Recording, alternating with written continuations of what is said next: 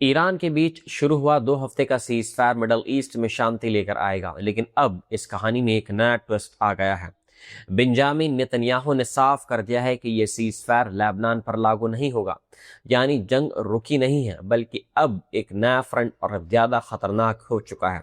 Donald Trump के फैसले का समर्थन करते हुए नेतन्याहू ने कहा है कि इजराइल अमेरिका के साथ है और उसका मकसद साफ है, ईरान को न्यूक्लियर मिसाइल और आतंकी खतरे के रूप में ख़त्म करना।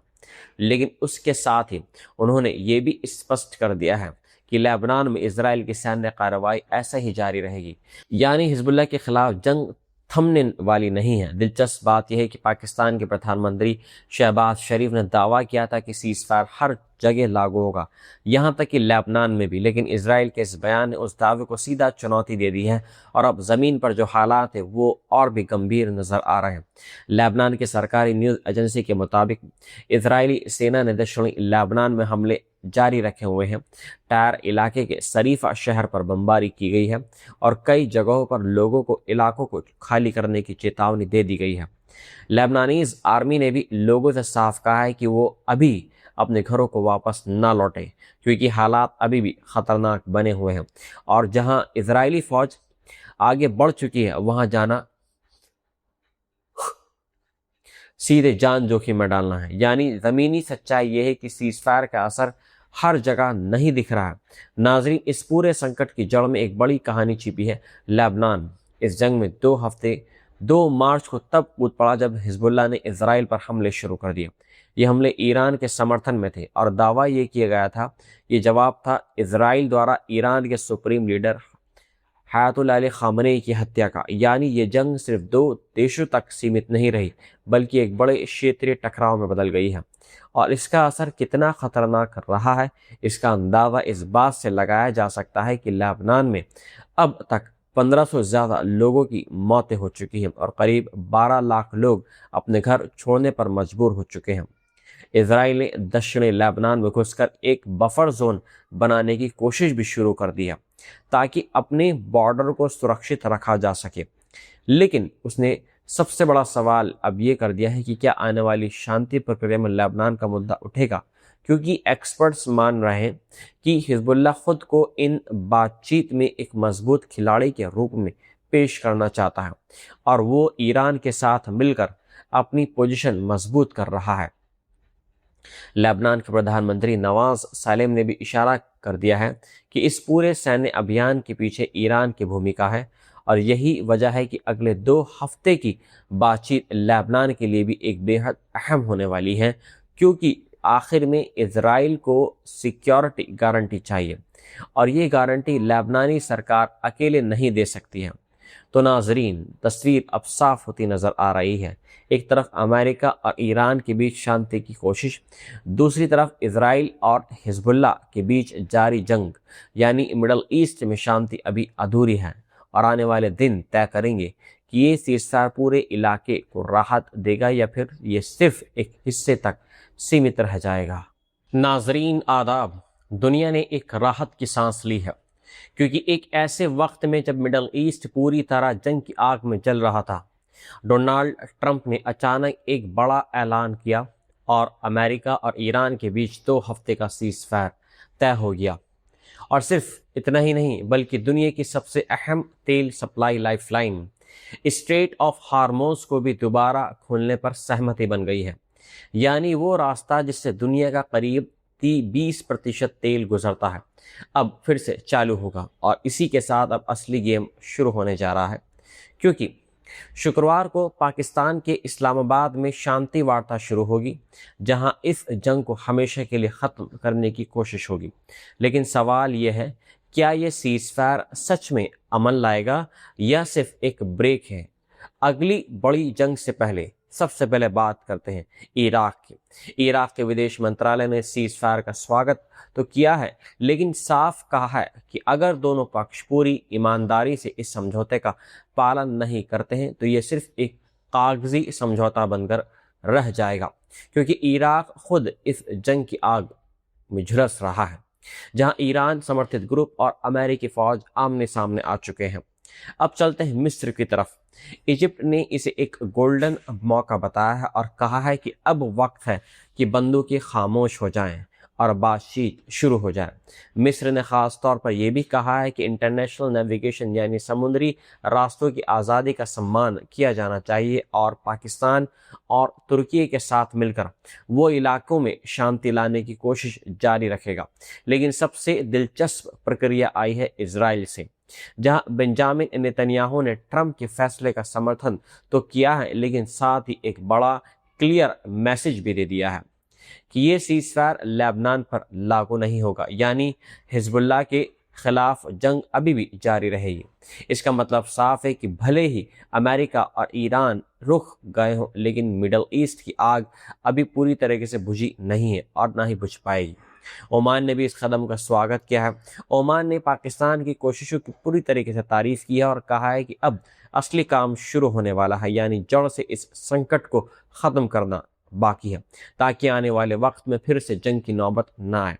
अब बात करते हैं दुनिया की सबसे बड़ी संस्था यूनाइटेड नेशंस के महासचिव एंटोनियो गुटरेस ने साफ कहा है कि इस सीज़फायर का पूरी तरह पालन होना चाहिए, क्योंकि अब वक्त है लोगों की जान बचाने का, इंसानी दर्द कम करने का। और उन्होंने पाकिस्तान समेत उन सभी देशों का शुक्रिया अदा किया है जिन्होंने इस समझौते को संभव बनाया है।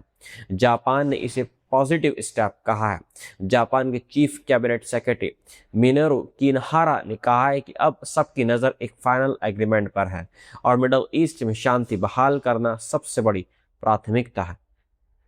इंडोनेशिया ने भी इस डील का स्वागत किया है। इंडोनेशिया ने दोनों देशों से अपील की है कि वो एक दूसरे की प्रभुता का सम्मान करें और साथ ही लेबनान में मारे गए इंडोनेशियाई यूएन पीसकीपर्स की जांच की मांग भी उसने उठाई है। मलेशिया ने इसे एक महत्वपूर्ण मोड़ बताया है। मलेशिया ने चेतावनी दी है कि अगर किसी ने उकसावे वाली कार्रवाई की तो ये नाजुक शांति फिर से टूट सकती है और इसका असर सिर्फ मिडल ईस्ट तक सीमित नहीं रहेगा, बल्कि पूरी दुनिया की अर्थव्यवस्था और ऊर्जा सप्लाई पर भी पड़ेगा। ऑस्ट्रेलिया ने साफ कहा है कि इस जंग ने पहले ही ग्लोबल ऑयल मार्केट को हिलाकर रख दिया है। ऑस्ट्रेलिया के प्रधानमंत्री एंथनी अल्बनीज ने चेतावनी दी थी कि अगर ये जंग लंबी चली तो इसका असर पूरी दुनिया की जेब पर पड़ेगा। वहीं न्यूजीलैंड भी सावधानी बरतने को बोल रहा है। न्यूजीलैंड के विदेश मंत्री ने कहा है कि एक अच्छी शुरुआत है, लेकिन असली चुनौती अभी बाकी है, यानी इस सीज़फायर को स्थायी शांति में बदलना। जर्मनी ने पाकिस्तान को थैंक यू बोला है। जर्मनी के चांसलर ने कहा है कि अब दुनिया को मिलकर इस जंग को ख़त्म करना होगा। बातचीत ही इसका एकमात्र रास्ता है और यूक्रेन ने इस मौके को एक संदेश के रूप में बदल दिया। यूक्रेन ने अमेरिका से कहा है कि जैसे आपने यहाँ निर्णायक कदम उठाया है, वैसे ही रूस के खिलाफ भी उठाएं, ताकि वहाँ की जंग भी ख़त्म हो सके। लेकिन नाजरीन, सबसे बड़ा सवाल अभी भी बाकी है, क्या ये सीज़फायर सच में टिकेगा? क्योंकि इतिहास गवाह है कि मिडल ईस्ट में कई बार सीज़फायर हुए हैं, लेकिन हर बार कुछ ही दिनों में हालात फिर बिगड़ जाते हैं और इस बार भी खतरा पूरी तरीके से टला नहीं है, खासकर जब लेबनान फ्रंट अभी भी चल रहा है और हिजबुल्लाह और इजराइल के बीच लड़ाई अभी भी जारी है। दूसरी तरफ स्ट्रेट ऑफ हार्मोज का खुलना दुनिया के लिए एक बड़ी राहत की बात है, क्योंकि अगर ये रास्ता बंद रहता है तो तेल की कीमतें आसमान छू सकती हैं और छू रही हैं और ग्लोबल इकोनॉमी को इससे बड़ा झटका लग रहा है। अब सारी नज़र इस्लामाबाद पर टिकी हुई हैं, जहां अमेरिका और ईरान आमने सामने बैठेंगे और फैसला होगा। मिडल ईस्ट में जैसे ही जंग की आग थोड़ी ठंडी हुई है, वैसे ही पूरी दुनिया की इकोनॉमिक में ज़बरदस्त हलचल देखने को मिली है। डोनाल्ड ट्रंप के 2 हफ्ते के सीज़फायर ऐलान ने ग्लोबल मार्केट्स में बड़ा बदलाव ला दिया है। तेल की कीमतें गिर गई हैं, शेयर बाजार उछल गए हैं और बॉन्ड मार्केट में तेज़ी आ गई है। यानी जहां कल तक डर था, आज वहां राहत की लहर दौड़ रही है, क्योंकि सबसे बड़ी खबर ये आई है कि स्ट्रेट ऑफ हार्मोज फिर से खुल सकता है और अगर ऐसा होता है तो दुनिया की लगभग 20% तेल सप्लाई फिर से पटरी पर आ जाएगी।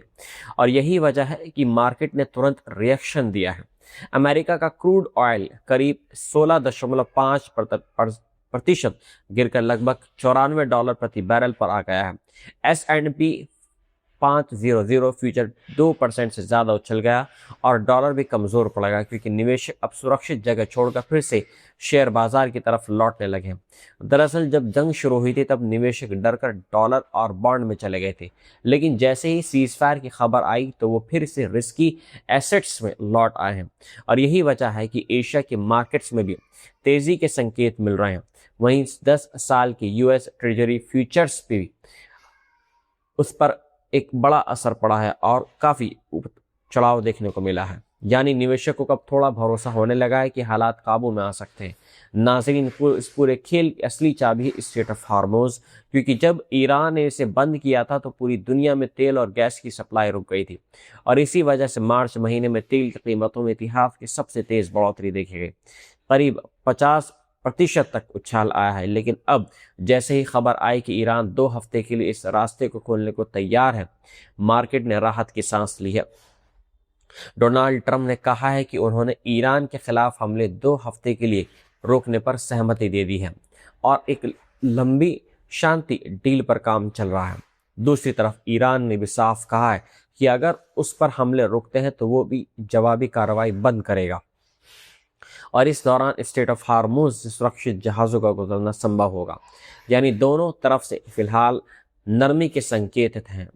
मार्केट एक्सपर्ट्स भी इसे एक बड़ा टर्निंग पॉइंट मान रहे हैं। जेमी कॉक्स का कहना है कि मार्केट पहले से ही उम्मीद कर रहा था कि ट्रंप कोई रास्ता निकालेंगे और अब उन्हें वो रास्ता मिल गया। वहीं एनालिस्ट टॉनी साइकामोर ने कहा है कि एक अच्छी शुरुआत है, लेकिन अभी बहुत सारे ऑप्शंस बाकी है, यानी खतरा अभी पूरी तरीके से टला नहीं है। नाज़रीन, ये वही जंग है जिसने फरवरी के आखिर से दुनिया को हिला रख दिया है, जब अमेरिका और इजराइल ने ईरान पर हमला शुरू किया और उसके जवाब में तेहरान ने स्ट्रेट ऑफ हार्मोज को लगभग पूरी तरीके से बंद कर दिया, जिससे पूरी दुनिया की एनर्जी सप्लाई चेन पर इसका असर पड़ा था।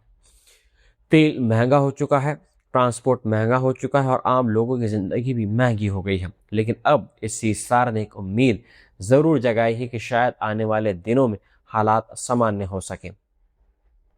हालांकि ये सिर्फ 2 हफ्ते का ब्रेक है और असली टेस्ट अभी बाकी है, क्योंकि अगर इस दौरान बातचीत सफल नहीं हुई तो फिर से वही हालात लौट सकते हैं और मार्केट फिर से गिर सकता है।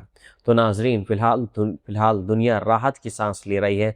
मार्केट मुस्कुरा रही है, लेकिन अंदर ही अंदर डर अभी भी मौजूद है, क्योंकि ये शांति बहुत नाजुक मोड़ पर है और आने वाले दिन तय करेंगे कि यह राहत स्थायी बनती है या फिर ये सिर्फ तूफान से पहले की एक खामोशी साबित होगी।